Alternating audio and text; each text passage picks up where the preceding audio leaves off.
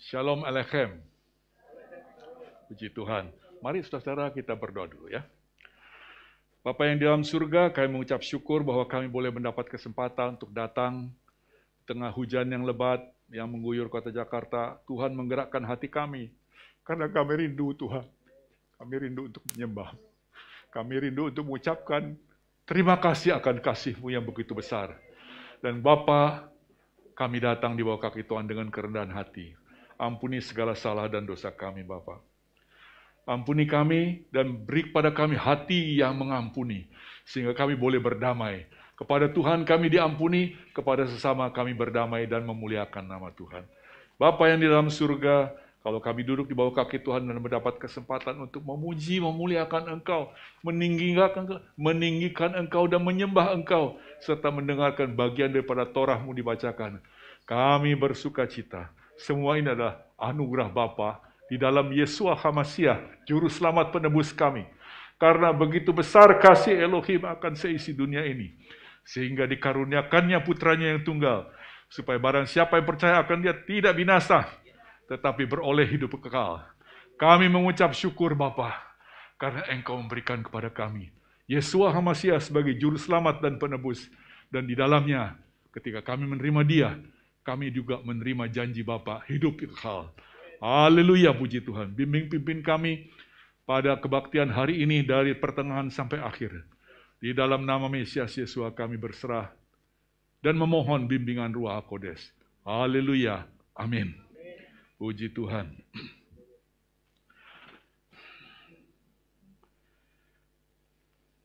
Saudara, sebelum saya mulai dengan pembahasan Torah Yetro, Parashat Yetro, kita akan bersama-sama, saya akan menaikkan doa untuk firman Tuhan. Baru ata Adonai Eloheinu melech haolam, asher kiresanu b'mitzvotav v'tzivanu la'asot b'difrei Torah. Diberkatilah Engkau Adonai Elohim kami, Raja semesta alam, yang menguduskan kami dengan perintah-perintahnya, dan yang memerintahkan kami untuk belajar Torah. Amin. Haleluya. Pada hari ini kita akan membahas Parashat Yetro yang diambil dari Keluaran pasal 18 sampai dengan Keluaran 20. Haleluya. Saudara, kalau kita nengok sedikit ke belakang,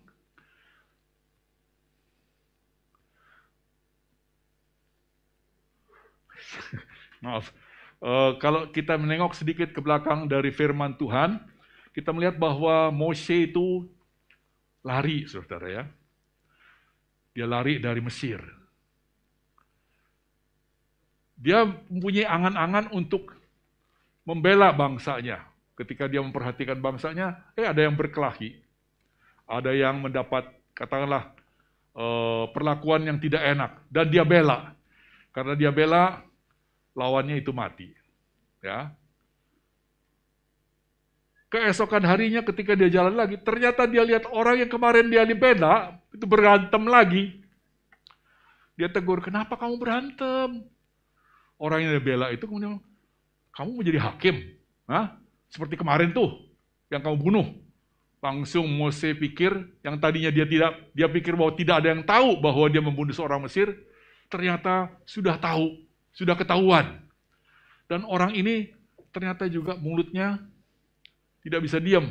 Sebab dari orang ini katanya, berita itu sampai kepada Firaun.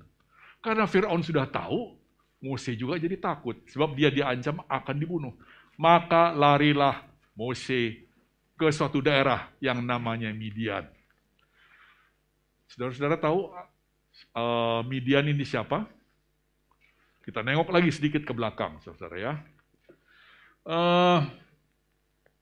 Dalam Kejadian pasal 25 ayat 1, disebutkan katanya Abraham menikahi seorang perempuan, namanya Keturah.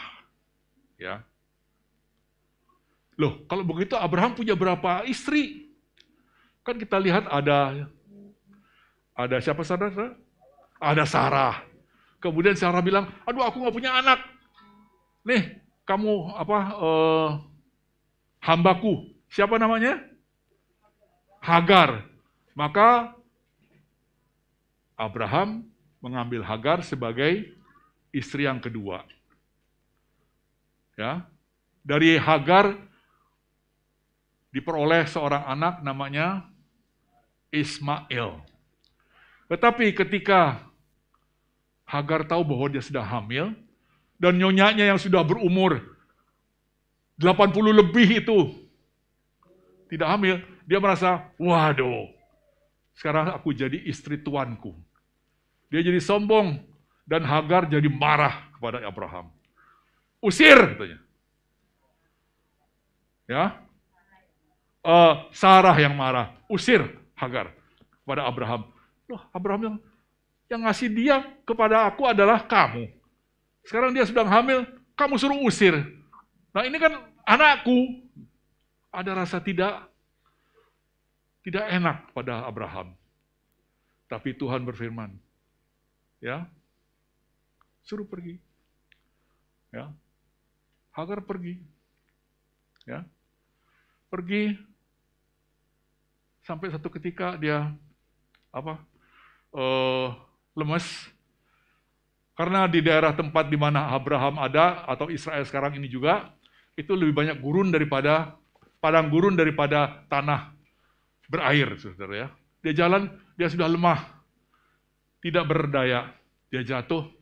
Tapi ketika dia berseru, ya, dia lihat seorang malaikat Tuhan. Dan malaikat ini kemudian memperlihatkan kepada Hagar sebuah tempat yang ada airnya. Dan ya, di situ Hagar mendengar, ya, engkau mengandung dan akan melahirkan seorang anak laki-laki dan akan menamainya Ismail. Kejadian 16 ayat 9, ya. Jadi kami sekarang kembali ke nyonyamu, biar kamu ditindas pun biar. Tapi engkau sekarang sedang mengandung nih. Dan engkau harus menamai dia Ismail. Dan benar, saudara-saudara, ya, tempat di mana Hagar dapat air dan di mana dia melihat malaikat Tuhan, itu dinamainya Lahai Roi. Karena apa katanya? Ya, di sini kulihat dia yang melihat aku. Dan kemudian Hagar kembali kepada Sarah, dan walaupun ditekan, dia tetap bertahan. Dan memang kemudian lahir seorang anak namanya Ismail. Saudara, ketika kemudian firman Tuhan menjadi kenyataan di dalam kehidupan Sarah, dalam usia 90 tahun, sudah tidak menstruasi, sudah lama tidak menstruasi. Abraham juga sudah disebutnya mati pucuk. Tuhan yang memberi janji, yang membuat janji, memegang janjinya, dan melakukan janjinya. Ya. Sarah mengandung. Dan pada saat diberitahu bahwa dia akan mengandung, dia ketawa. Ya, Sarah kenapa ketawa? Oh enggak. Saudara-saudara, dalam keadaan terdesak kita sebagai manusia cenderung apa? Berbohong, benar. Ya. Dan biasanya kalau sudah berbohong satu, ada backupnya, saudara-saudara. Ada dua. Nah, satu yang jadi dua yang jadi empat. Harus di backup semua supaya kemudian ada susunan yang utuh bohong. Saudara-saudara, ya, ketika ditegur begitu dia bilang enggak, ya, tapi Tuhan lihat. Karena dia ditegur pada saat dia tertawa, dia ingat. Maka anak yang lahir kemudian dinamainya Yitzhak. Artinya apa? Tertawa. Ya. Saudara-saudara kalau pernah baca Karl May, nggak ada yang pernah baca Karl May ya? Buku Karl May. Oh, Old Shatterhand. Wah, seru, saudara. Dan orang Indian itu, kalau anaknya lahir, apa yang dia lihat, langsung dia kasih nama. Betul, saudara ya. lihat, oh matahari terbenam, maka namanya matahari terbenam, begitu. Ya, saya pikir bukan cuma orang Indian ya, rasanya orang Batak juga. Minta maaf.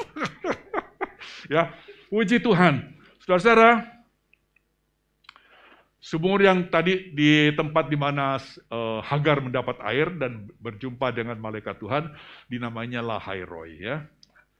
Nah, tapi kemudian kita baca lagi bahwa Abraham ternyata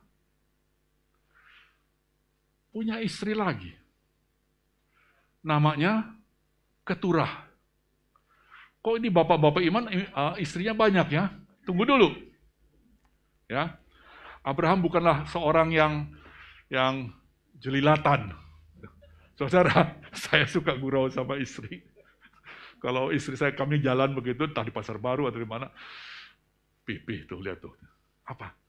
Wah, cantik. Mata suka jelilatan, saudara ya. Itu sifat laki-laki. Jadi saya juga iseng, Mami, itu ganteng ya? Oh iya. Sebab bagi kami yang sudah senior ini, suami istri sekarang sudah seperti kawan, saudara ya. Tidak lagi memikirkan yang sifatnya seksual. Apa yang ingin kami lakukan adalah saling menjaga, saling mengasihi, berjalan berdampingan, sampai maut memisahkan kita. Saudara, ya, ternyata di dalam Targum Yonatan dan Targum Yerusalem, apa itu Targumnya? Saya tadinya nggak tahu, saudara. Ternyata Targum itu adalah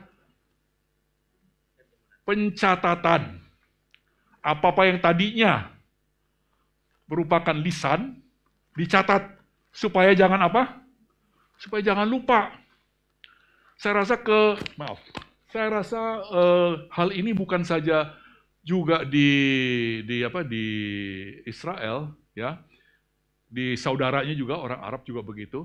Tapi saya juga tahu bahwa orang Batak juga begitu. Suka cerita, saudara. Kakek moyangnya, saya tahu, kalau misalnya sekarang saya marga ini, tadinya saya itu adalah anak marga dari ini. Dari mana saya tahu? Karena bapaknya saya itu cerita kepada anaknya, anaknya cerita lagi kepada anak, terus. Jadi sejarahnya itu tercatat dalam bentuk lisan. Tetapi kemudian dituliskan.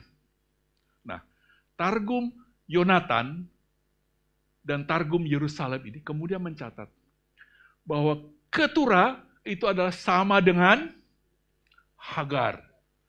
Jadi bapak iman kita itu bukanlah orang yang matanya suka jelilatan, ya. Walaupun sudah diusir, tetapi ketika dia juga kemudian kita lihat bahwa pekerjaan Abraham adalah menggembalakan juga domba. Dombanya sangat banyak, budaknya sangat banyak. Dan saudara-saudara, penggembala-penggembala itu perlu disupervisi. Perlu dikunjungi kalau mereka melakukan tugasnya. Apakah mereka melakukannya dengan benar, maka dia sering berjalan. Ya, sering berjalan untuk menjumpai. Bahkan juga kemudian tinggal di tempat di mana penggembalaan itu ketika berada. Ketika Sarah meninggal, ya, ternyata Abraham tidak mendampingi dia. Sebab pada saat itu Abraham baru saja membawa Yitzhak ke Gunung Moria untuk dipersembahkan. Ya, dia tidak pulang ke tempat di mana Sarah berada. Kemana? Satu ketika Elimelech, ya, hambanya Abraham yang melamar Ribkah, pulang.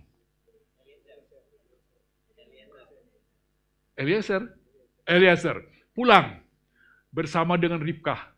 Ya, ketika mendekati tempat di mana Abraham dan Sarah berada, dia lihat ada seorang anak muda, seorang tidak muda ya, sebab pada saat Yitzhak menikah itu sudah usianya 60 tahun. Dia lihat ada seorang sedang berjalan-jalan di padang. Ribkah tanya, itu siapa? Itulah Tuhan kita, Yitzhak. Jadi Ribkah kemudian bertelekung, ya. Jadi saudara tahu bahwa telekung itu, jilbab itu, asalnya dari mana? dari Israel, dari Yahudi. Ya, saya pernah pertama kali lihat jilbab itu pada usia barangkali sekitar 7 tahun. Yang pakai siapa? Bukan orang Muslim. Yang pakai adalah suster Katolik. Itu tahun barangkali 56. Ya. Pakai putih, cuma kelihatan mukanya pun sepotong kecil begini aja. Yang lainnya semua putih. Ya, sebab apa? Sebab mereka mengatakan mereka mendedikasikan diri mereka tidak menikah bagi Tuhan Yesus sebagai pengantin pria. Saudara, lihat Ishak. Jadi Ribkah turun, bertelekung, menemui. Dari mana Ishak datang? Ternyata Ishak baru datang dari Lahai Roi. Tempat di mana Hagar dijumpai malaikat Tuhan. Dalam penjelasannya ternyata bahwa rupanya Ishak itu sering mengunjungi ibu Hagar. Ya. Sebab biar bagaimana ketika dia masih baby ada Hagar di dalam rumahnya. Ishak pisah dengan Hagar ketika Ismail berusia 14 tahun. Mengapa? Karena Ismail mengejek dia. Ya. Mengejek dia di hadapan ibunya, yaitu Sarah, dan Sarah kemudian marah. Nah, saat itu kemudian memang Sarah ingin usir secara permanen. Ya. Dan Abraham diperintahkan oleh Tuhan, ya, pisahkan sebab dia bukan pewaris. Ya. Dia akan jadi bangsa yang besar, tapi dia bukan pewaris. Pewarismu adalah anak yang dari istrimu Sarah. Maka pergilah, pisahlah mereka. Tapi ternyata setelah mereka pisah, ya, Ishak masih sering berkunjung. Dan ketika dia pulang dari berkunjung, dia dijumpai oleh Ribkah. Dan sejak itu, dia membawa Ribkah masuk ke dalam kemahnya karena Sarah pada saat itu sudah meninggal. Anda ingat ketika Sarah meninggal, ya?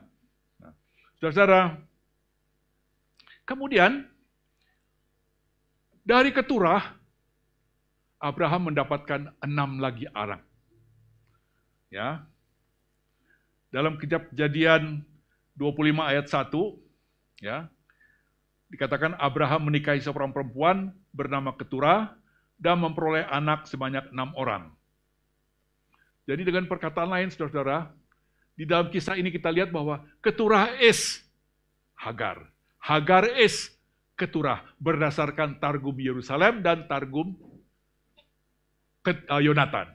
Nah, dari Keturah ada tambahan selain Ismail, ada Zimram, ada Yoksan, ada Medan, ada Midian, ada Isbak, ada Suah. Ya. Di antara pahlawan Daud ada dari keturunan orang Suah katanya, ya. Ternyata itu masih sepupu dengan Yitzhak, ya. Jadi ada nama Midian. Jadi Midian ini adalah keturunan Abraham, saudara, ya. Dan kalau Anda lihat juga dalam kisah-kisah yang lain, Moab, ya.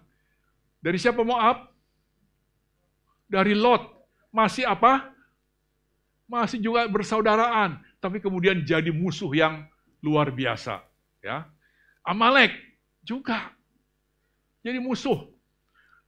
Midian juga adalah sepupu dari Israel. Saudara, minta tolong gambar 1. Jadi kita lihat sekarang bahwa setelah mereka kemudian berkembang, kemudian Midian itu tinggal di sebuah daerah. Di mana dia tinggal? Gambarnya agak sedikit itu ya. Tapi kalau Anda lihat, itu adalah Sinai yang kayak segitiga terbalik. Dan kemudian di sebelahnya itu adalah Jazirah Arabia. Oh, ini lebih jelas. Ya. Jadi kita lihat di situ ada itu di situ, Midian. Jadi Midian itu ada di Jazirah Arab. Sekarang Goshen di mana? Goshen itu di atas itu. Di Mesir. Di sebelah nomor 1. Itu di daerah situ ada Goshen. Ya, itu di situ ada Goshen. Ya. Jadi Moshe lari dari Mesir ke Midian. Berapa jauhnya? Saudara-saudara, kurang lebih kalau saya ukur dengan sebab di situ ada skalanya. Saya ukur garis lurus saja itu kurang lebih 600 km. Saudara-saudara, itu jarak yang tidak kecil. Sebab kalau misalnya kita dari Jakarta, 600 km kurang lebih sampai di lewat Semarang, saudara ya. Saya kalau pagi suka jalan, saudara ya. Suka jalan. Saya ngetem. 1 jam 45 menit. Jalan dengan irama yang ternyata 1 jamnya itu kurang lebih ya, saudara. Antara 5 km kalau jalan kaki. Kenapa saya jalan, saudara?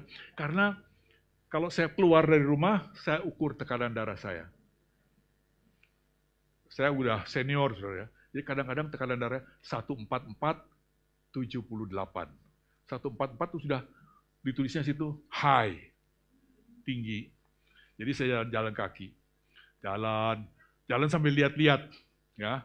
Lihat-lihat apa? Lihat-lihat pohon. Ya, sebab saya jalan naik ke atas gitu, lihat pohon, dan udah pulang, kalau saya ukur tekanan darah saya, bisa 99/70.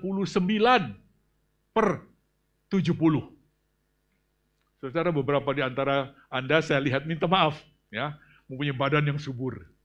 Ya. Engkau perlu olahraga. Berapa usiamu? Pak, saya sudah mendekati 50. Jangan lari, jalan kaki. Ya, sebab itu akan menyehatkan, ya, dan ukur akan mendapati bahwa tekanan darah Anda turun. Ketika ada tekanan darah Anda turun, akan merasa tenang. Saudara-saudara, oleh kemurahan Tuhan, saya pernah mengalami 240, 140. Mengapa? Kerja di tempat yang stressful, makanan yang asin. Aduh, Mak. Ya. Oleh kemurahan Tuhan saja, saya mesti bisa berhadapan-hadapan dengan saudara-saudara. Ya. Tapi juga tidak lepas bahwa dengan berjalannya usia, satu ketika saya sedang di mobil bersama dengan cucu 2, kok susah mau ngomong ya? Mau ngomong kok nggak bisa ngomong dengan baik. Itu kurang lebih jam 9, sampai di rumah nonton televisi, tiba-tiba saya teriak, kok jadi begini? Kok ini nggak ada tenaga? Saudara, warning. Early warning systemnya jalan. Blek. Menyon, saudara. 20 menit kemudian, balik. Periksa, Pak, hati-hati. Jadi tahu tadinya saya cuma minum amlodipin, sekarang saya harus tambah lagi dengan clopidogrel, pengencer darah. Dan hati-hati dengan makanan. Ya, saudara, itulah perjalanan hidup. Kemudian kita lihat bahwa Mose terpaksa lari ke Midian, melarikan diri dari beratus kilometer dari Mesir, sebab Mesir itu daerahnya, kerajaannya itu sampai di sini. Jadi ini sudah di luar Mesir. Jadi dia lari jauh dari Mesir supaya selamat. Maka sampailah dia di Midian. Ya. Ketika dia sampai di Midian, dia berhenti di satu tempat, yaitu sumur. Sebab di mana-mana karena daerahnya gersang, apalagi yang namanya di daerah Jazirah Arab itu lebih gersang lagi. Dia duduk di tepi sumur. Di tepi sumur itu ternyata banyak kambing domba, ada gembala laki-laki. Entah kenapa kok mereka duduk-duduk aja. Sumurnya tidak ditimbahin airnya, tempat airnya untuk minuman kosong, mereka duduk. Ketika itulah kemudian datang sekelompok kawanan domba dan kambing. Digembala oleh gadis-gadis, 7 orang gadis, anak seorang imam di Median, namanya Rehuel. Namanya Rehuel. Ya. Gadis-gadis ini datang mau memberi minum dombanya. Dia lihat palungannya kosong, sumurnya ada di situ, nggak ada yang nembak.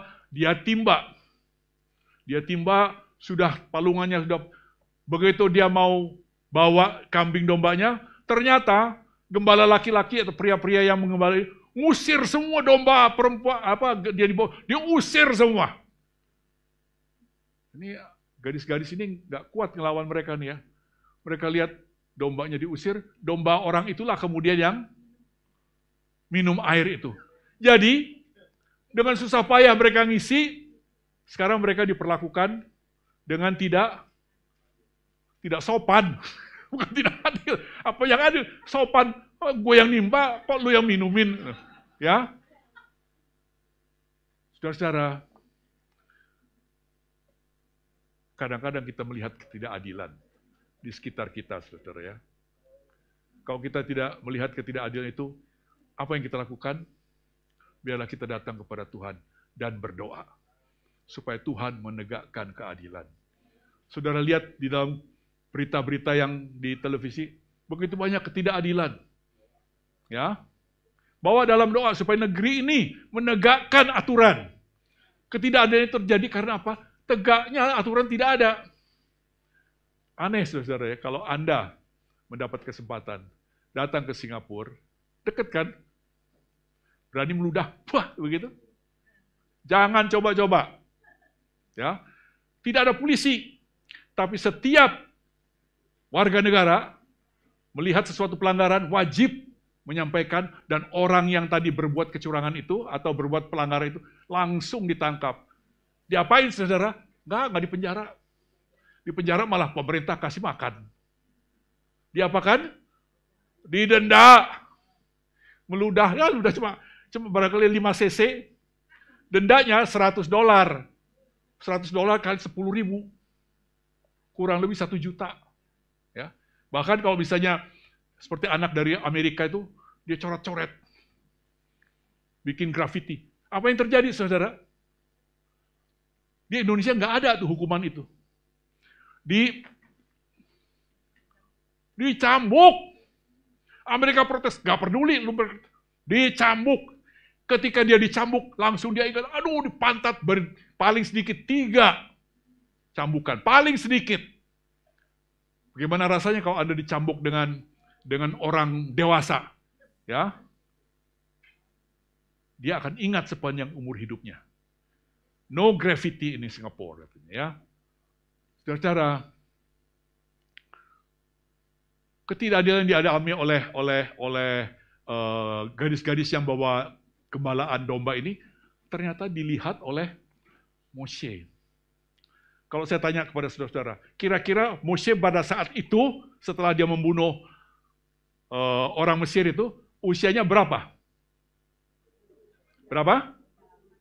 40. Di mana Anda baca 40? Ketika ya seorang tua-tua sidang dibawa ke pengadilan itu, yang namanya Stefanus yang mengatakan, Moshe berumur 40 tahun ketika dia melarikan diri. Moshe 40 tahun, pangeran Mesir, dan Mesir adalah negara yang adikuasa waktu itu. Begitu besar tanahnya.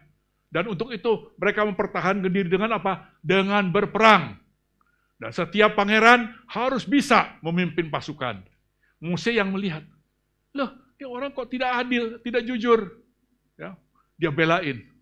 Ya, namanya penggembala lawan seorang katakanlah seperti Kopassus begitu.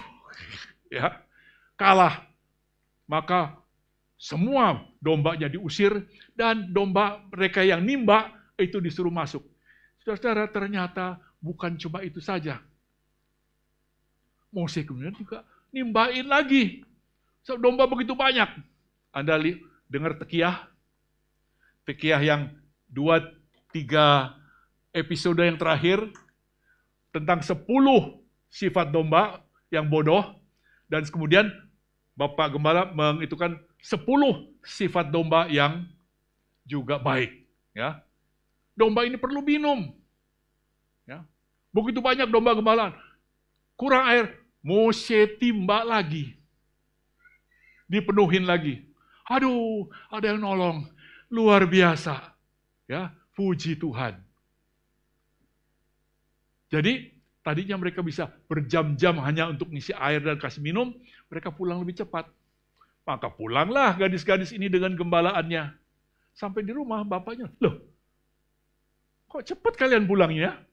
Kenapa? Iya, papi, ada orang yang nolongin. Ya. Biasanya yang suka ganggu itu, sekarang ada yang tolong. Bukan cuma begitu saja, dia juga nimbahin air. Saudara, ya, di dalam firman Tuhan ada yang disebut gemilot. Apa? Chasadim. Apa artinya? Hah? Perbuatan baik atau kasih sayang. Ya, perbuatan baik yang dilakukan orang kepada orang lain tanpa pamrih. Ya, rasa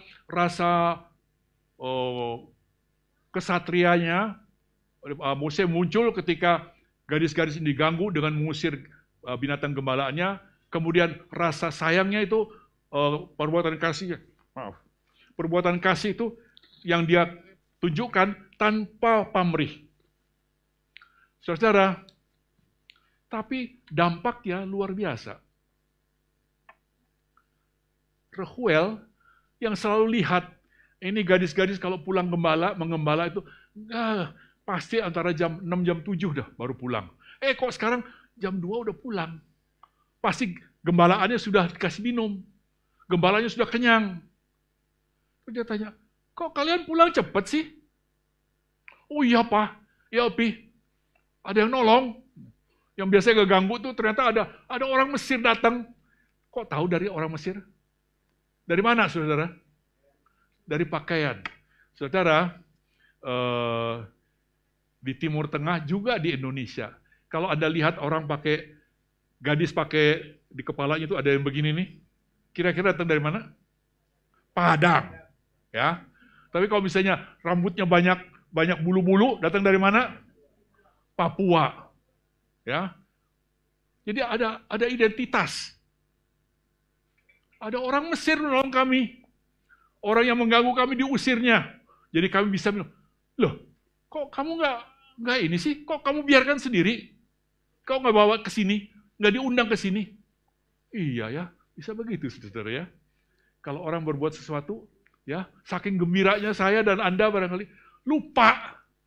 Lupa apa? Apa yang kalimat yang harusnya kita keluarkan? First, 1, terima kasih. Ya. Begitu sulit. Mengapa? Sebab kadang-kadang ada pride. Ada SOMBONG, kesombongan untuk bisa mengucap walaupun ya sesuatu yang sederhana. Ya. Saya bawa mobil ke bengkel, saya keluarkan HP saya. Saya punya semacam paper clip, bukan paper clip, money clipper gitu ya, yang dari plastik. Nempel di sini, saudara. Jadi ketika saya cabut itunya, ikut dia, jatuh. Saya nggak sadar. Tapi si mekanik dari bengkel itu bilang, Pak, duit Bapak jatuh ya? Oh iya. Saya tahu itu uang saya. Kenapa? Sebab dia diklip di dalam plastik. Aduh, terima kasih Pak. Ya, appreciation-nya harus ditunjukkan. Kita sebagai umat Tuhan harus menunjukkan appreciation. Kita juga harus tidak malu kalau mengaku kita keliru. Tadi saya berdoa, Tuhan ampuni kami, ampuni saya. Tapi mampukan saya juga mengampuni. Acap kali kita mau diampuni, Tapi kalau mengampuni, entar dulu. Ya. Kenapa? Ada rasa sakit.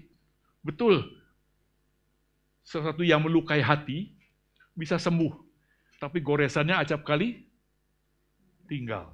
Saya anak nakal, saudara ya. Dan kalau ada, waktu saya kecil tuh nakalnya, nakal gentayangan kemana-mana.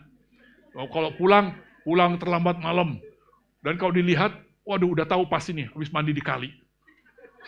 Ya, gereja tempat ayah saya menggembala, persis di pinggir kali. Jadi kerjanya mandi dengan kuda, mandi dengan sapi, karena di situ tempat orang menghitungkan. Dan kalau pulang, lebih dari jam 6, udah, tuh rotan tuh udah tar-ter-tor aja. Dan satu ketika saya di paha saya itu ada bekas. Gempeng, hitam, kemudian luka. Jadi setiap kali lihat, ini tanda anak nakal, tanda dapat hukuman. Saudara, memang luka di dalam hati kadang-kadang sulit untuk itu. Tetapi ingat, karena begitu besar kasih Elohim akan seisi dunia ini. Mengasihi saya, mengasihi engkau. Sehingga diserahkannya anaknya yang tunggal. Supaya barang siapa yang percaya pada dia tidak binasa. Lihat, kuasa darah Tuhan Yesus seharusnya membantu hati saya dan hatimu. Segala luka, segala parut luka seharusnya hilang. Karena penderitaan yang ditanggungnya melebihi batas kemampuan manusia untuk mengerti. Ya, dipukul dengan cambuk yang bertulang. Ya, dimahkotai duri. Saudara kalau lihat duri yang diitukan, itu diambil dari tanaman sembarangan, di tepi. Di sana tuh banyak tanaman berduri, saudara ya. Itu diputar-putar, durinya panjangnya kurang lebih 4 cm. Ya, itu bukan semacam duri mawar. Mawar kecil-kecil satu-satu. Ini 4 cm, saudara. Dan setiap batangnya itu ada semua. Itu dililit-lilit, dipukulkan di atas kepala, dan menusuk tengkorak. Dan cambuk itu kalau dia pukul, daging pun tercabik. Ya. Masih dia harus tanggung.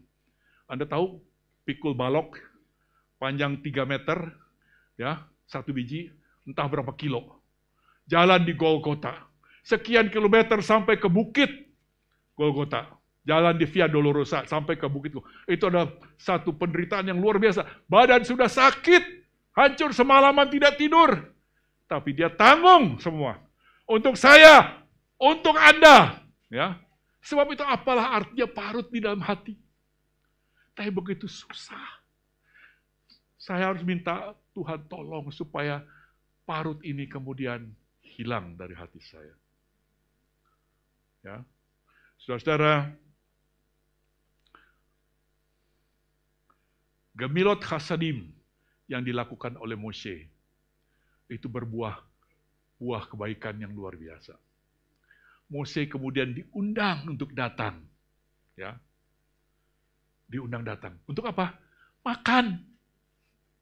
Saudara, orang Cina tuh kalau jumpa saudara-saudaranya, ya, udah makan belum? Hah? Udah makan belum? Ayo makan. Kalau belum makan, ayo makan. Kenapa? Sebab mereka ingat penderitaan waktu di sana.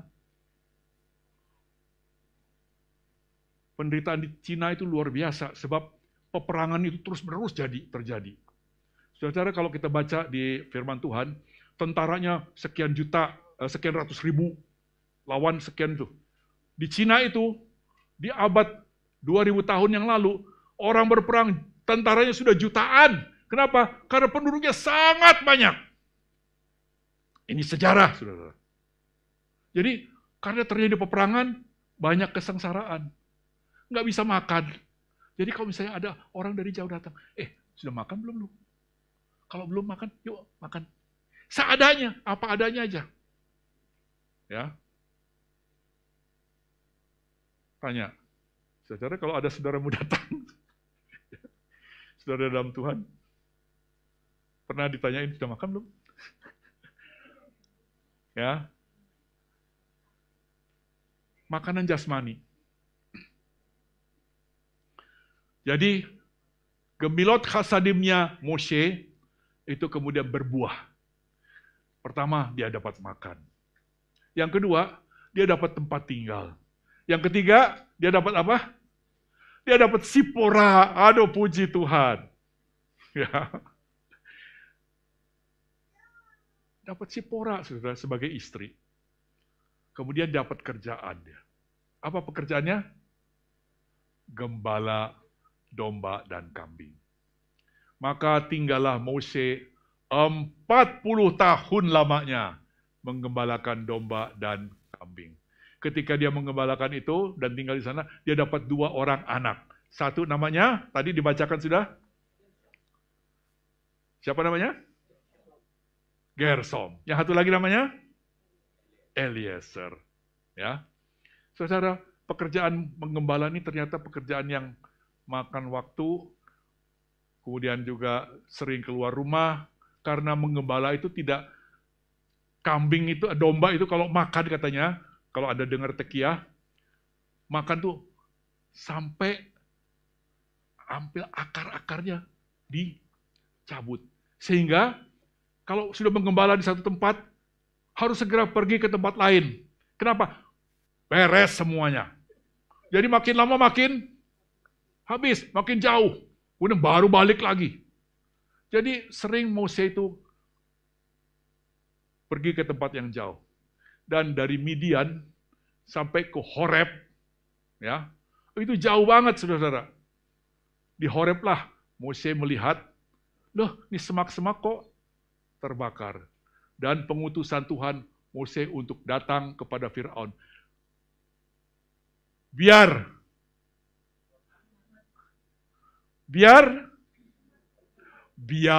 umatku, lagi, biar umatku pergi. Mose diutus oleh Tuhan. Ya. Tapi sekali lagi, bahwa kita lihat Mose itu, nah, sekarang saya ingin mengingatkan Anda, siapa tadi nama ayah daripada gadis-gadis itu? Ayah dari Sipora? Rehuel. Ya, namanya Rehuel. Jadi setelah Musa mendapat perintah Tuhan untuk berbicara kepada orang Israel atau keturunan Israel yang ada di Goshen, ya, maka Mose bilang kepada mertuanya, saya harus pergi ke Mesir untuk berbicara kepada Bani Israel. Ya. Maka, ya, Mose pergi bersama siapa? Bersama Sipora, bersama 2 anaknya. Ketika mereka berjalan, ya, meninggalkan Midian untuk ke sana, sampai di satu penginapan, ya, kalau tadinya semua berjalan dengan baik-baik saja, ya, maka tiba-tiba malaikat Tuhan menampakkan diri dan akan membunuh Mose. Oh, kaget. Sebab itu ancaman benar. Walaupun dia sudah diberitahu bahwa dia akan diutus, dan dia diutus, tapi sekarang malaikat Tuhan mau mengancam Mose untuk membunuh. Mengapa? Saudara, saya ingin tanya Anda, suami istri, sering diskusi dengan pasangan Anda, istri dengan suami, suami dengan istri, sering berkomunikasi dengan baik? Ya, komunikasi dengan baik. Ceritakan dengan jujur, apa yang engkau alami, apa yang engkau ketahui, apa yang engkau rasakan menyenangkan, apa yang engkau rasakan tidak menyenangkan. Sebab dengan begitu, kita berbagi informasi dan saling mengisi. Suami istri akan akrab apabila saling apa, saudara? Saling berbicara. Ya. Bagi kita sebagai pria, karena kita barangkali pergi keluar, bekerja, atau berusaha, kita barangkali banyak komunikasi dengan orang lain. Tapi di istri di rumah yang harus membesarkan anak, ya, itu satu pekerjaan yang luar biasa. Ketika saya menikah dulu, saya bilang sama istri saya, udah, kamu jangan bekerja lagi. Ya, saya juga masih klerek, ya saudara ya. Dari kepala sekolah saya pergi bekerja di perusahaan swasta, Saya sebagai clerical administration. Istri saya waktu itu sebagai absen apoteker. Saya bilang, apapun yang ada, gaji saya, kita makan mereka berdua. Waktu itu saya masih bersama dengan orang tua, saya kasih semua gaji, saya cuma ambil untuk naik bus pergi pulang. Sampai kemudian, ya, berpuluh-puluh tahun, setiap kali gajian, nih, kamu kelola. Ya. Dan saya selalu cerita, kalau ada kesulitan di kantor, saya cerita. Kalau saya ada hal yang menggembirakan, saya cerita. Dia juga di rumah, kalau dia melakukan sesuatu yang menggembirakan, dia juga cerita. Apa yang dia rasakan, anak nakal dan sebagainya, dia juga cerita. Anak-anak sekolah, dan sebagainya, dia juga cerita. Jadi kita saling mengisi. Sebab apa, saudara? Sebab istri adalah, apa katanya dalam firman Tuhan? Apa? Kenekdo. Pasangan yang berhadapan. Saya suka cukur. Tuh, ada darah. Ya. Karena tajam barangkali ya. Ada darah. Saya nggak lihat. Atau saya lihat barangkali waktu cukur, tapi setelah keluar dari kamar mandi, baru keluar darahnya. Istri saya bilang, ada darah di dagu. Dia melihat. Dia melihat apa yang kurang pada saya. Ya. Dia mengingatkan, saya juga menciptakan. Saya bilang kepada istri saya, ayo kita ajak anak-anak. Masih kecil, saudara. Anak saya nomor 2 itu baru 4 tahun, tapi dia sudah mulai belajar membaca. Dia spell I-B-U. Kadang-kadang dia bilang, mami. Gitu. So, dia tahu ibu itu maminya, ya, tapi harusnya ada ibu. Di spell. Jadi saya bilang, ayo. Saya ingat terasa dulu ketika ayah saya bilang, duduk bersama-sama semua bersaudara, 5 bersaudara dengan ibu dengan ayah, baca Alkitab. Satu fatsal isinya barangkali yang banyak itu 119. Anda di mana, saudara? Di Mazmur ya. Bagi, pokoknya 1 fatsal, bagi. Masing-masing berapa? Atau baca 5 jadi munduran 5 begitu. Sampai 1 fatsal habis. Saudara, yang kecil ini kan masih kita tunggu. Tapi dengan cara itu juga kita apa? Melancarkan dia membaca. Jadi pada saat dia masuk sekolah, teman-temannya masih dia bilang baba, bapak, ibu, langsung bisa.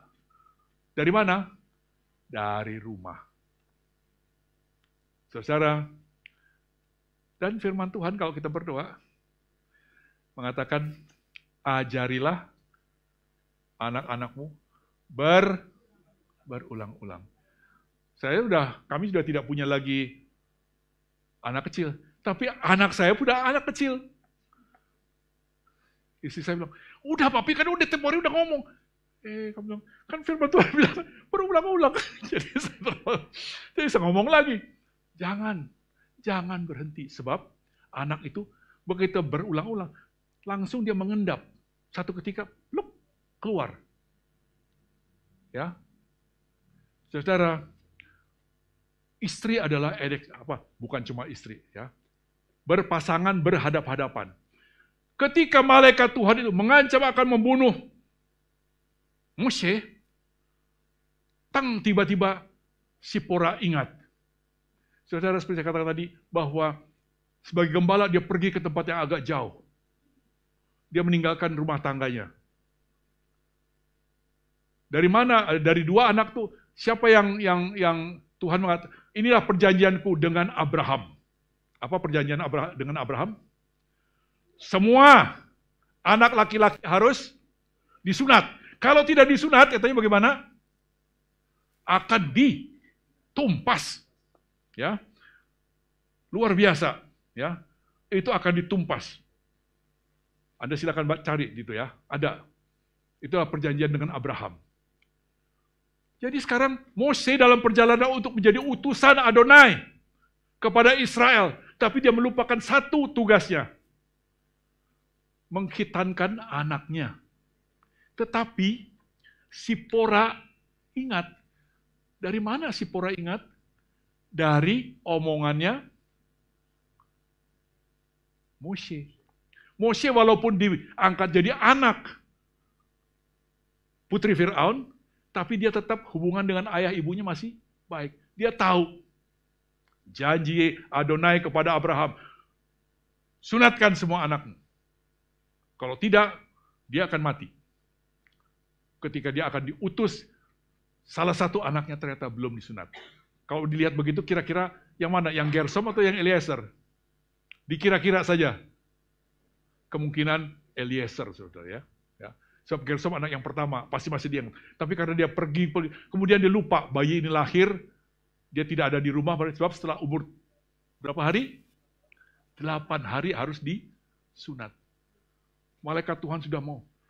Tapi Sipora yang ingat apa yang dibicarakannya oleh dengan Mose, ajaran firman Tuhan itu, dia langsung ingat, dia kerat kulit katan dari Eliezer, anaknya itu, kemudian dia tempelkan ke kaki Mose dan bilang, engkau adalah pengantin darah bagiku. Ya. Barulah kemudian Mose selamat. Dan Mose boleh kemudian pergi ke Goshen untuk melakukan apa yang harus dikerjakannya di hadapan Firaun. Saudara, ya.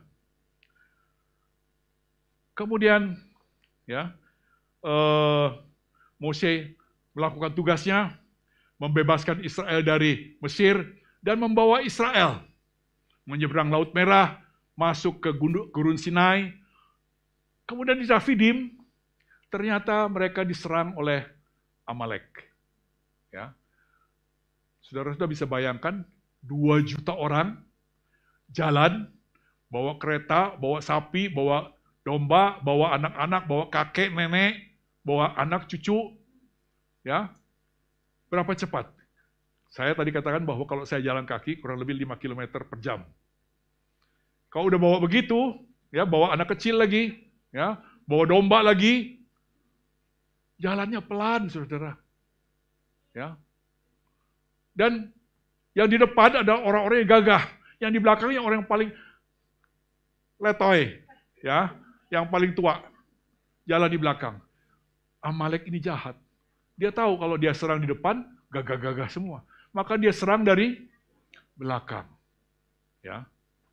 Dia serang dari belakang, kocar-kacir lah. Ya. Tapi kemudian Tuhan, Mose memberitakan siapa asistennya Mose? Ada yang tahu? Yosua, ya. Yosua untuk berperang dan Amalek dikalahkan. Di Rafidim, Amalek dikalahkan. Ya. Rafidim ke Horeb dekat. Ya, jadi kemudian mereka beristirahat di Horeb. Kekalahan Amalek di Rafidim ini ternyata menjadi berita besar. Saudara, zaman dulu beritanya nggak seperti sekarang. Buka sini langsung kita lihat, wah ada begini begitu dan sebagainya. Bahkan yang enggak juga ada. Ya. Jadi berita itu sampai dengan orang jalan, setiap orang yang datang ditanya, apa kabarnya? Bagaimana berceritanya? Maka berceritalah mereka. Di Rafidim, bangsa Israel diserang oleh Amalek, dan bangsa Israel mengalahkan Amalek. Padahal Amalek itu udah yang gagah perkasa, menyerang, kalah sama Israel.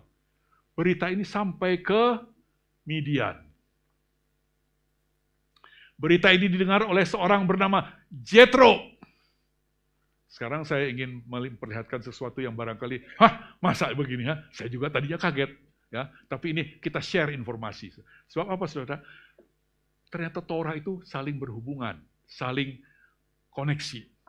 Tadi saya mencoba menyampaikan kepada Anda, Hagar koneksinya ke Keturah. Ya. Nah, sekarang sampailah berita itu ke Midian. Reuel adalah seorang imam di Midian yang punya 7 anak. Thank you.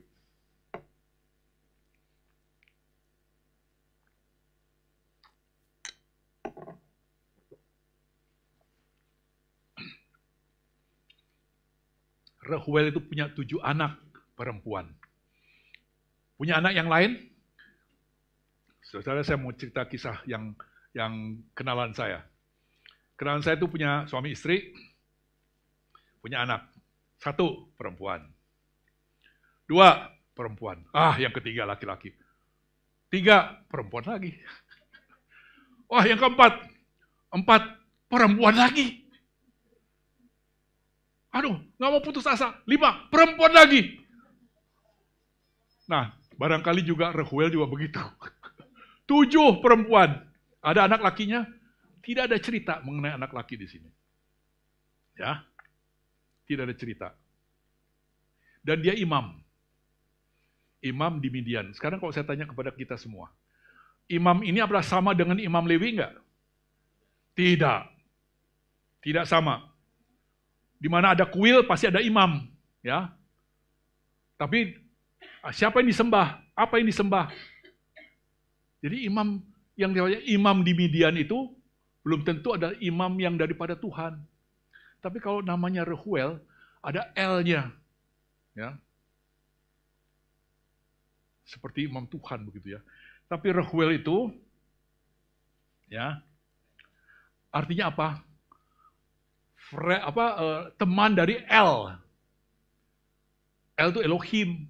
Elohim itu adalah sesembahan. Jadi Reuel teman dari Elohim. Reuel. Ya. Tapi Elohim yang hidup atau Elohim lain? El yang lain. Puji Tuhan. Saudara-saudara, jadi berita itu sampai ke Midian. Kemudian muncullah nama Jethro. Ya. Tadi di depan kita tidak lihat Jethro. Cuma tahu bahwa 7 perempuan ini adalah anak Reuel imam di Midian. Kemudian kita baca, ada Jethro. Jethro ini dikatakan bahwa mertua Moshe. Dalam bahasa Ibrani-nya dituliskan Khoten. Ya. Khoten. Khoten itu bentar ya, saudara.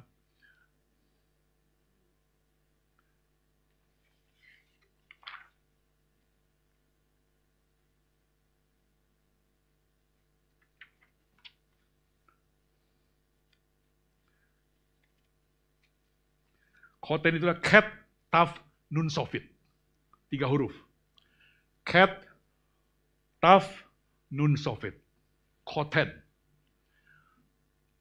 Khoten ini diterjemahkan di sini sebagai mertua. Ya.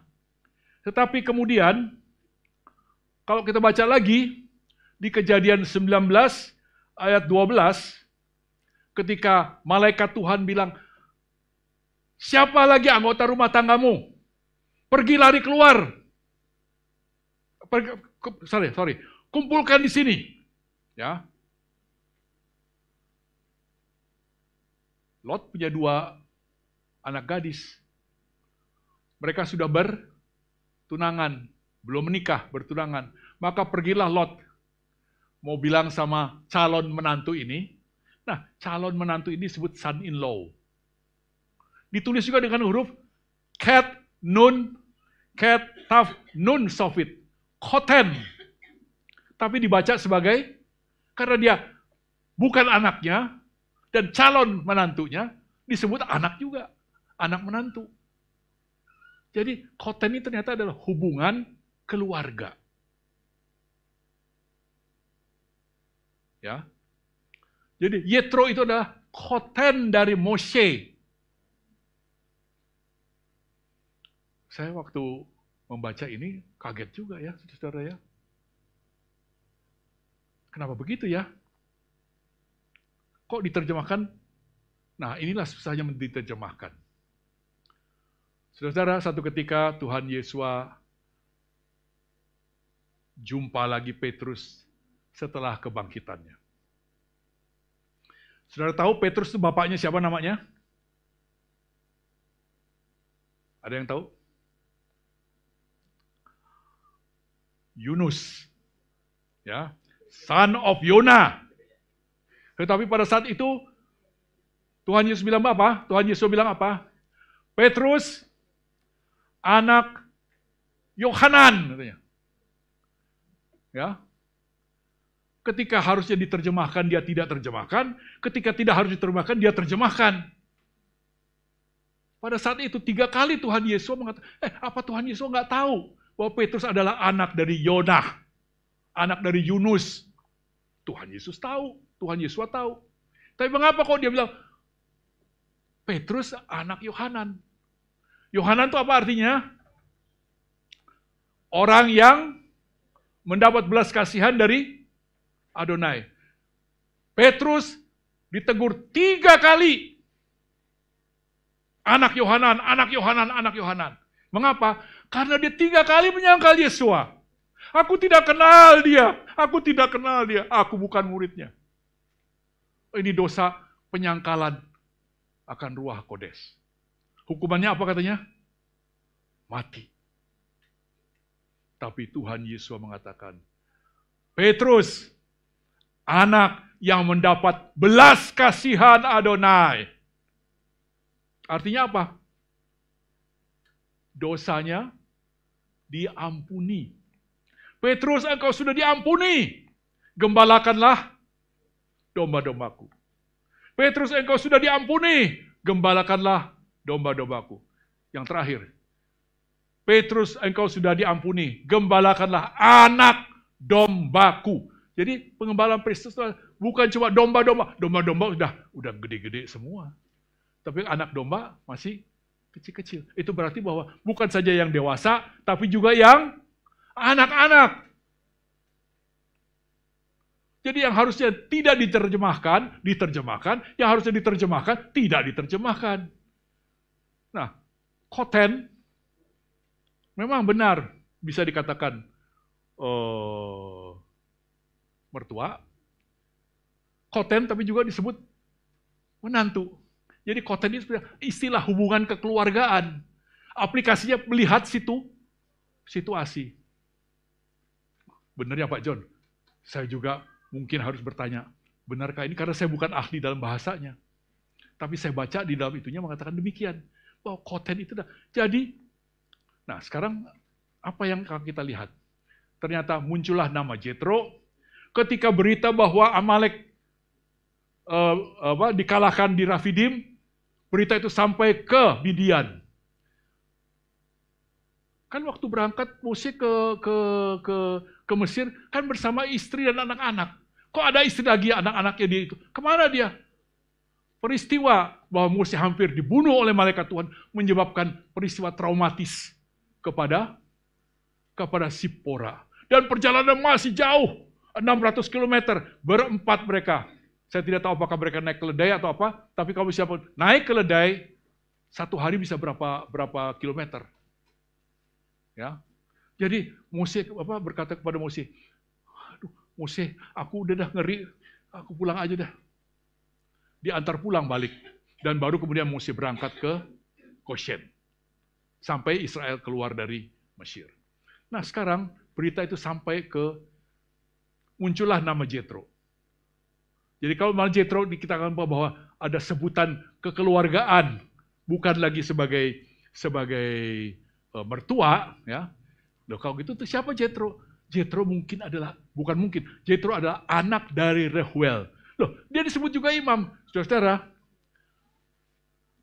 kalau saudara tanya ya, anak saya berbakti di sebuah sidang jemaat GBI. Pendetanya itu punya banyak cabang.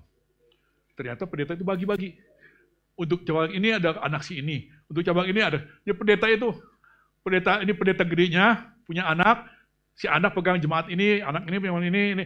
Jadi dia juga jadi pendeta. Nggak salah. Tapi jangan kemudian ribut seperti yang di Surabaya. Ya, ribut besar. Jadi berita. Kenapa? Rebutan. Ya, rebutan. Jadi Reuel adalah imam di Midian.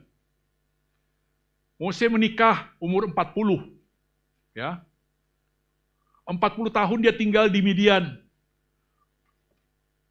Bapak Reuel ini mungkin juga sudah senior. Mungkin juga sudah Tuhan panggil pulang. Dan siapa yang meneruskan jabatannya sebagai imam? Anaknya.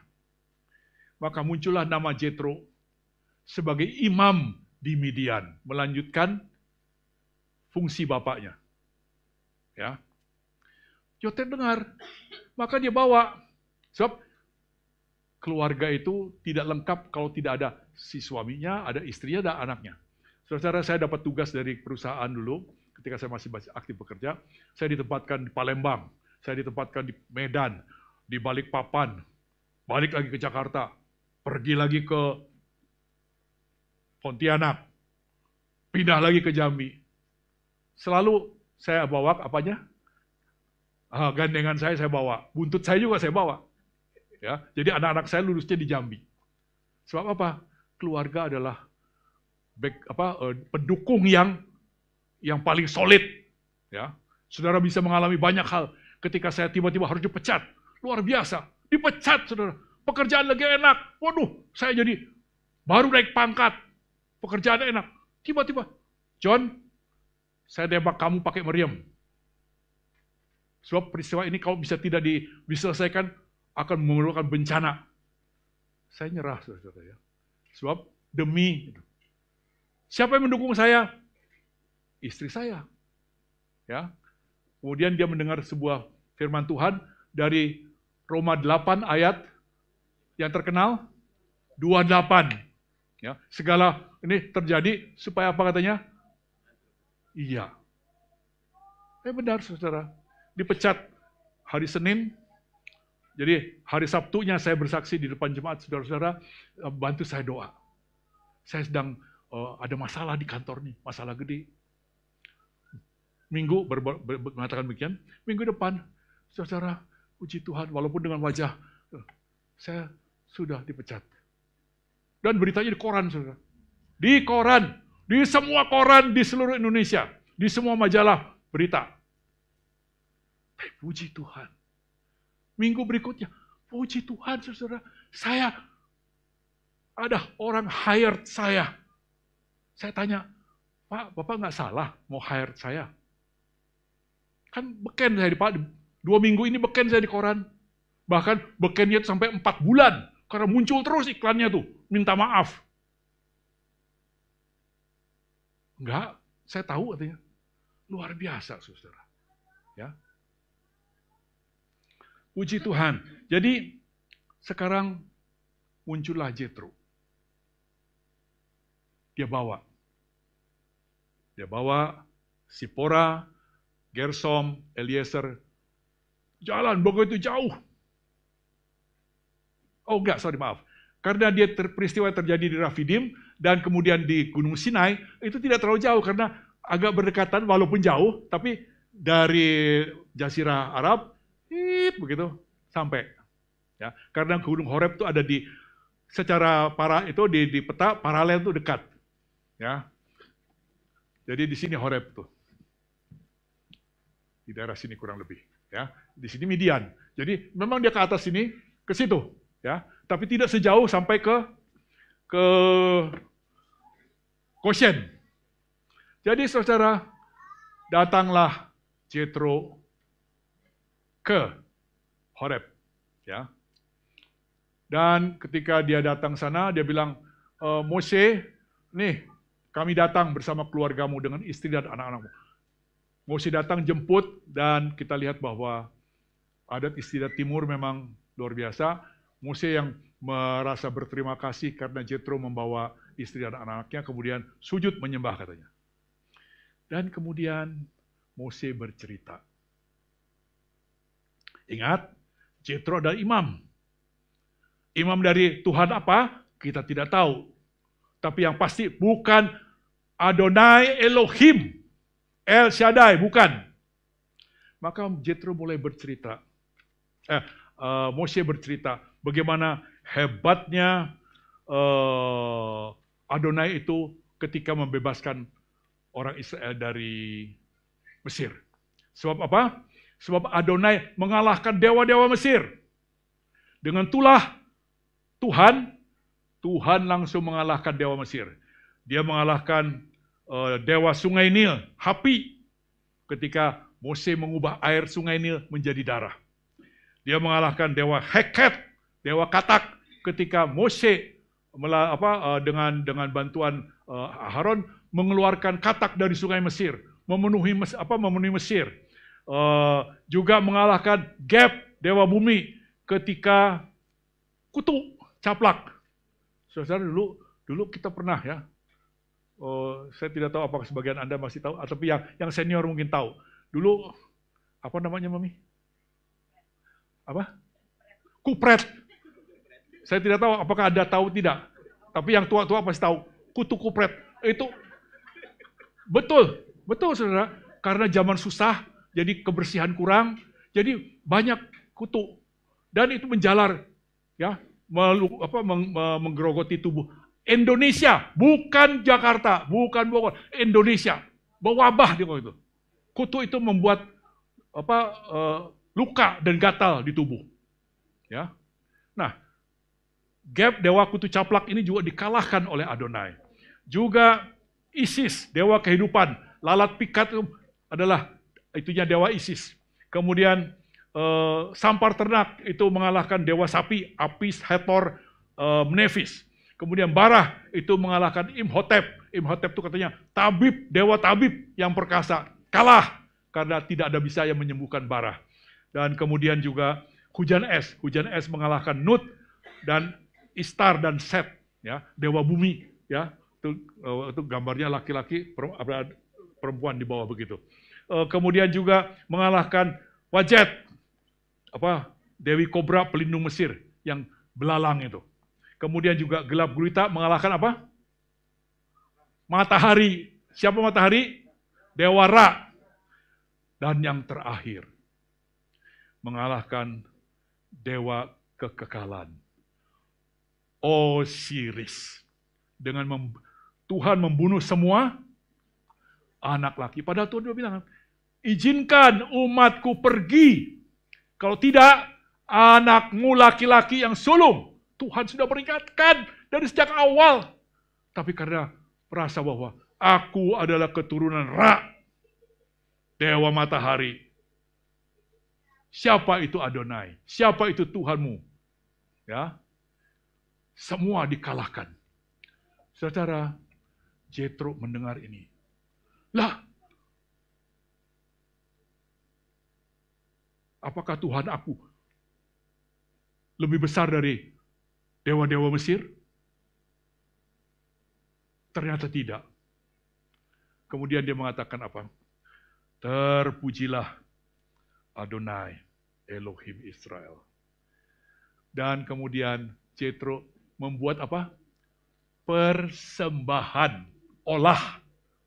Olah hanya dikenal di dalam setelah berita mengenai imamat itu diturunkan. Ya. Dan kemudian dia membuka hati untuk terima Adonai sebagai sesembahannya.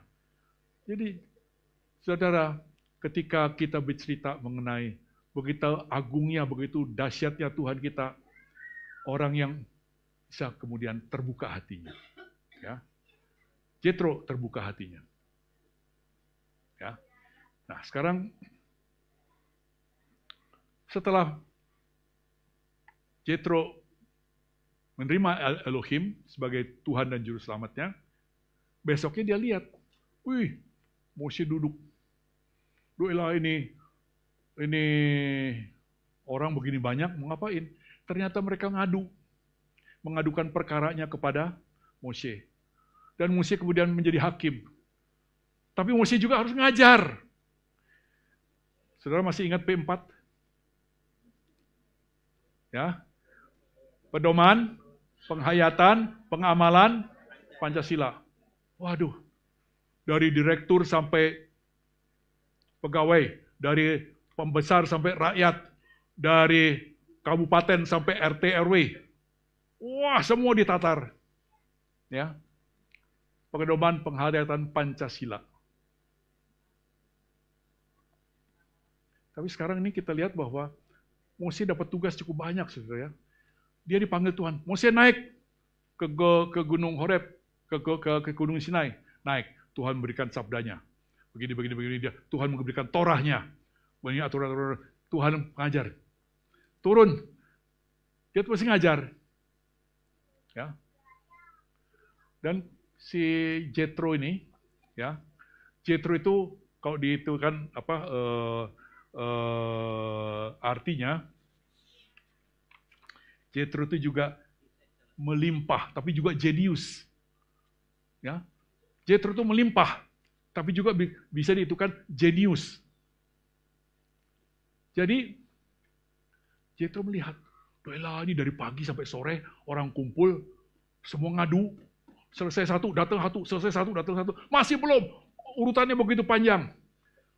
Saudara kalau ke puskesmas, ya begitu saudara ya. Penuh, ada antrian sampai sekarang dibagi-bagi. Wah, mereka juga bijaksana juga. Yang 60 ke atas, wah ada seks sendiri. Kemudian yang daftar pakai online sendiri, daftar yang langsung sendiri, daftar gigi sendiri, daftar penyakit umum sendiri, mulai bagi-bagi. Saudara, Jethro ini lihat, aduh Mose, kamu kan capek, kamu capek. Bukan cuma kamu yang capek nih, yang nunggu juga capek. Jangan begitu, ya, jangan begitu. Kamu bagi, ya. Nah, ya, kamu bagi. Pertama, rakyatnya. Saudara dikatakan bahwa 600.000 orang Israel yang laki-laki saja. Kalau kita pegang itu saja, so kalau dikalikan dengan misalnya istrinya, anaknya, bapaknya yang ikut sama ibunya, hampir 3 juta Israel yang keluar dari Mesir. Belum lagi orang Mesir yang sudah dari awal begitu lihat bencana mengalami, mereka kemudian dengar-dengaran oh jangan pergi ke. Mereka juga keluar dari Mesir.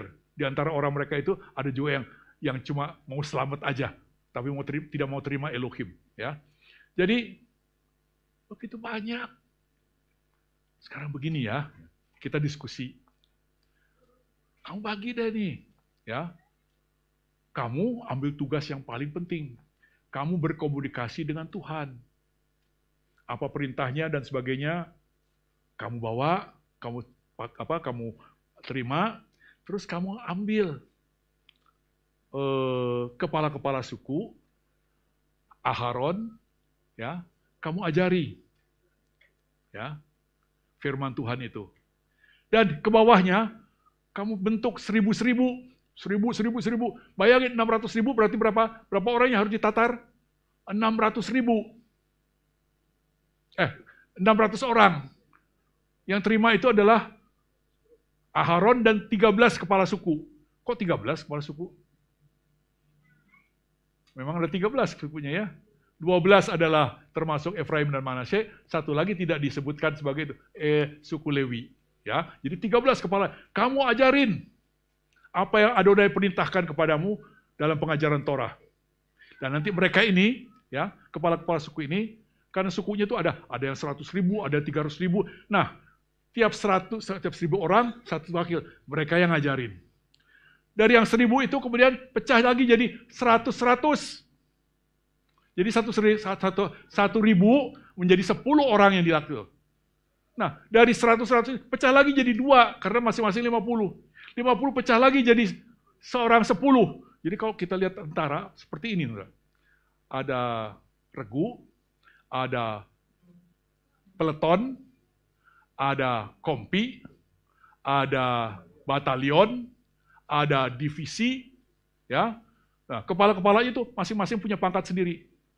Saudara-saudara, ada 76.000 orang yang harus ditatar.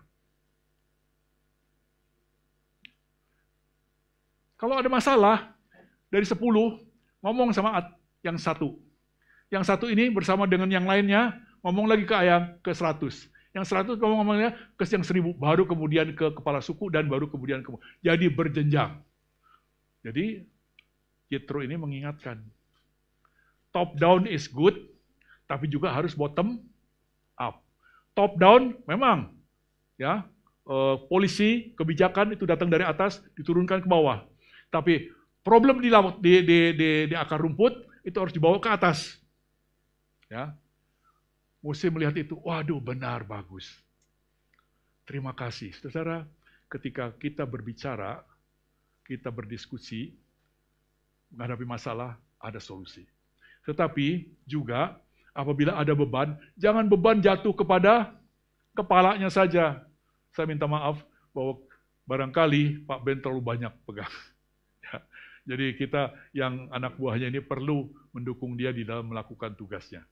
Sebab saya lihat bahwa dalam waktu dekat ini ada bulan Juni, ada Sinode Am, ada ke Australia, sehingga semua itu numpuk jadi masalah kepada beliau. Puji Tuhan, Tuhan sudah menolong. Saudara-saudara, demikian juga di dalam jemaat, ya. Demikian juga di dalam rumah tangga, ya. Suami tidak sanggup semua ngurus semuanya. Sebab ketika dia pergi keluar, di rumah ada masalah. Ini harus diselesaikan oleh partnernya, eser kenekdonya. Tapi juga kalau misalnya si suami lupa, saudara, si eser kenekdo mengingatkan, papi udah berdoa belum? Kalau misalnya papinya tidak lupa, si ibunya, kamu udah berdoa belum? Saling mengingatkan. Baca Alkitab nggak? Jangan ganggu aku lagi baca Alkitab. Good. Ya. Tapi jangan lupa bahwa setelah baca Alkitab juga harus mengerjakan kerjaan yang perlu diselesaikan. Saling berbagi. Supaya beban yang berat kemudian bisa kita pikul bersama. Nama Tuhan dipermuliakan. Saudara, luar biasa. Kemudian apa? Yetro selesai tugasnya. Dan dia pamit mau pulang. Tapi saya akan ajak Anda membaca sebuah ayat, ya.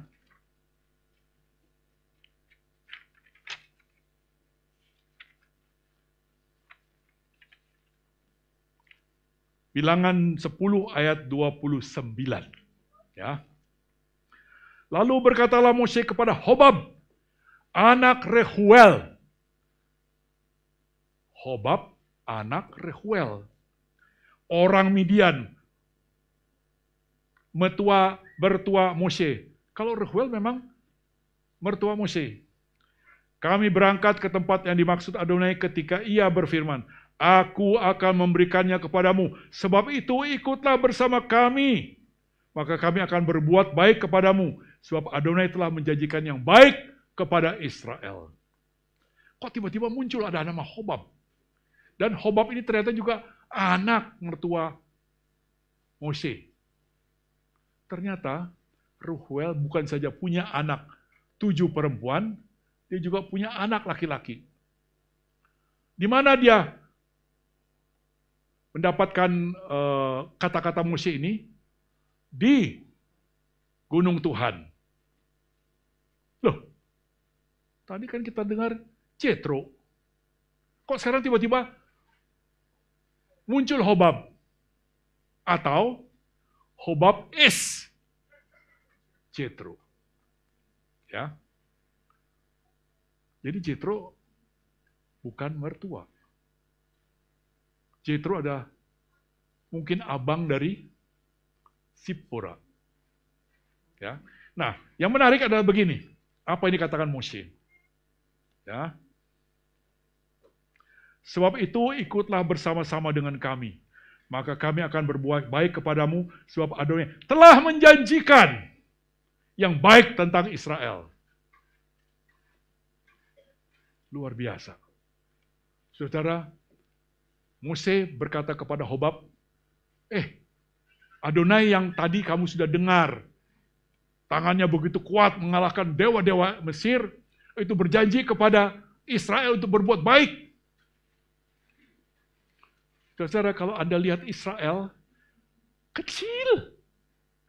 Ya, kalau dataran tinggi Golan tidak direbut, maka dari Golan ke Tel Aviv itu pakai meriam yang meriam besar, Tel Aviv bisa dibom. Saking kecilnya. Ya.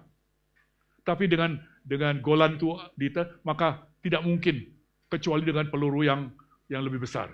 Saudara, kecil. Udah begitu kalau Anda lihat tanah, doilah ini, kok semuanya pada kering kerontang. Padang gurun. Tapi janji Tuhan kepada Israel apa? Tanah yang aku berikan itulah tanah penuh dengan susu dan madu. Tidak disebutkan sama Tuhan ada minyak bumi sama gas alam. Ya, saudara, Indonesia income per kapita Indonesia kira-kira tahun 2021 kira-kira berapa? Saya ambil agak mundur belakang karena biasanya untuk 22 tuh entah sudah keluar atau belum, itu tidak cepat. Income per kapita Indonesia itu kurang lebih 4.400. Dari mana datanya Pak John? Dari IMF. Saudi Arabia yang begitu kaya dengan minyak. Berapa saudara-saudara? 24.000 US dollar. Tapi tahu berapa income per kapita Israel? Income per kapita adalah pendapatan perseorangan setahun. 52.000. Bayangkan. 52.000 US dollar. Saudi Arabia yang kaya minyak cuma 23. Indonesia jauh banget. Mengapa? Janji kepada Israel tidak pernah dilupakan Tuhan. Dia berjanji, dia ingat janjinya, dia laksanakan janjinya. Nah, Mose berbicara kepada Hobab alias Jethro, ayo ikut. Sebab Adonai sudah berjanji kepada Israel untuk memberikan yang baik. Saudara, kepada saya dan kepada Anda disampaikan berita ini, bahwa Tuhan akan berbuat yang baik kepada Anda dan kepada saya, seperti kepada Israel. Apakah ini Anda kekupin sendiri? Atau Anda juga share? Ya. Kalau Anda share, barangkali ada yang tertarik. Tapi banyak yang juga tidak peduli. Just share it. Kalau yang satu, just do it. Ya, just do it juga boleh. Do it, share. Sampaikan. Ya. Tuhanlah yang kemudian akan menggerakkan. Tapi Hobab bilang, enggak ada Mose, saya tetap mau pulang. Maka Jethro setelah memberi nasihat juga pulang, Hobab juga pulang. Jadi Jethro Hobab. Sebab tidak ada yang lain yang disebutkan. Hobab diakui sebagai anak Reuel, Jethro ada hubungan dengan Reuel ada. Dan itu ada terjadi. Jadi mereka pulang. Mereka tidak menerima. Saudara, Tuhan tua bukan cuma menjanjikan susu dan madu. Tahukah saudara bahwa Israel mempunyai sumber gas alam namanya Leviathan. Leviathan dalam bahasa Israel itu adalah ikan yang sangat besar. Kenapa? Ternyata di tepi pantainya Israel dalam zona ekonomi eksklusifnya itu ada deposit gas alam yang besar. Jadi Eropa yang katanya kesulitan gas alam, ini nanti akan tidak lagi membeli barangkali ke Rusia, dia akan membeli dari Israel. Bukan cuma itu. Ternyata juga minyak bumi juga Tuhan kasih. Cuma pada saat itu, Tuhan ingin supaya Israel memanfaatkan tanah yang Tuhan kasih dulu. Ekspor apa yang tidak laku di Eropa mengenai hasil tanah, hasil bumi. Sayur, buah, dan sebagainya. Semua ekspor ke Eropa. Dan kalau Anda lihat, luar biasa. Ya. Saya punya pohon delima, buahnya segede gini. Di Israel, segede gini. Ya, yang pernah ke sana Anda lihat sendiri, Anda akan tahu. Ya. Pisang di tengah yang gersang, pisang berderet-deret, tandannya kurang lebih antara 90 sampai 100 cm. Dilihat, semua orang lihat. Pasir, entoh bisa menghasilkan seperti itu. Ya. Di jalan raya, pohon lemon itu, di pavementnya, muncul, berbuah. Elah, ini kok begini, di Indonesia kok nggak bisa ya, dan buahnya kecil-kecil, saya beli ke pasar, ini apa nih bang? Kalau saya suka beli jeruk nipis, oh ini lemon, hah segede gini, Ya, ada Indonesia, tapi tidak seperti sana. Kode gede. Saudara, janji Tuhan. Dia pemberi janji. Dia ingat janjinya. Dia laksanakan janjinya. Ya. Dia juga janji engkau dicangkokkan kepada pohon zaitun sejati. Apa yang akarnya bawa dari bawah naik ke atas, dinikmati oleh zaitunnya, kita yang liar juga menikmatinya ketika kita berpegang akan firman-Nya dan kita oleh hidup. Sebab itu, peganglah perintah, ketetapan, dan peraturan yang Adonai berikan. Maka engkau akan hidup. Puji Tuhan. Saya tidak tahu sampai jam berapa. Minta maaf. Amin, puji Tuhan. Saudara, jadi kita tahu bahwa dalam minta maaf, Hagar is keturah, ya, berdasarkan data yang itu kan. Juga Jethro adalah Hobab, anak dari Rehuel, dari imam dari Midian. Dan kemudian juga ketika Elohim berjanji, dia melaksanakan janjinya. Ya, amin. Tuhan memberkati kita semua. Kita tundukkan kepala saudara. Bapa yang di dalam surga, kami mengucap syukur oleh belas kasihan Tuhan. Bapa, hamba hanya bisa menyampaikannya sampai di sini. Tuhan kiranya beserta dengan kami semua, kan termasuk hamba di dalamnya.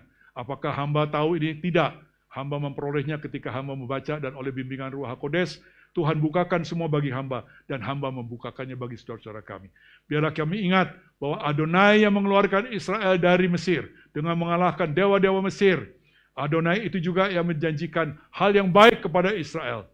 Dan kami percaya ya Bapak, sebab kami adalah pohon zaitun liar, yang dicangkokkan kepada pohon zaitun sejati, dan menerima makanan dari akar yang sama, dari Torah-Mu. Bapa, kami mau pegang perintah, ketetapan, dan peraturan-Mu. Oleh sebab itu, biarlah kami juga hidup di dalamnya, sebagaimana Israel hidup. Dan Tuhan tolong kami, di dalam apa yang tangan kami kerjakan. Terima kasih Bapak. Hamba hanya bisa sampai di sini, biarlah kiranya tangan Tuhan sendiri dan Ruach HaKodes yang akan menyertai saudara-saudara kami dalam membaca lebih lanjut firman Tuhan, mengenai Asara Hadefarot. Tuhan bukakan semua rahasia-Mu, dan biarlah nama-Mu dipermuliakan. Di dalam nama Mesias Yesua kami berdoa dan mengucap syukur. Amin.